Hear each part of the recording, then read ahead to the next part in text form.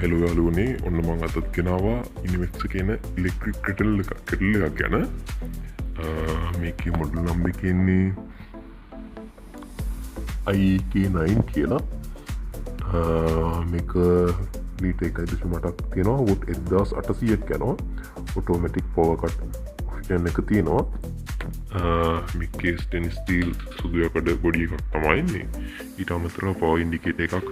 පාවකරගේකොට පස්සේ මෙන්න මේක බල්බයක් තියෙන එක පත්තු වෙනවා එකින් පව ඉන්ඩිකේට එකක් තියෙනවා මේක ඔටෝමටික් පවකට ඔෆිෂන් කියන්නේ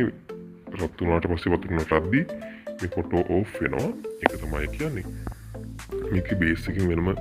කලලා එන් කරන්න පුළුවන් මේ වගේ තමා තියෙන්නේ මේක බේසිකින් දැන් පවර් කෝඩ් එකන්නේ කොටු පින් එක රවුන්ඩ් පින් එන්නේ නැහැ දැන් කොටු පින් තමයි ඉන්නේ මේක උඩ මෝඩි එක ඕපන් කරන්නේ මේක පිටිපස්සට අදින්න ඕනේ එතකොට උඩ ඕපන් වෙනවා ඊට පස්සේ අපෝ මේක ඉස්සරහට කරාම ලොක් වෙනවා මෙතනින් තමයි අපි ප්ලග් කරලා ඔන් කරන්න ඕනේ ඔටෝ ඕෆ් වෙනවා ඔන් කරලා පස්සේ ඕෆ් වෙනවා මේකට අවුරුද්දක වොරන්ටියක් හම්බ වෙනවා අවුරුද්දෙන් පස්සේ ගෙවලා උනත් රිපෙයාර් කරගන්න පුළුවන් මේක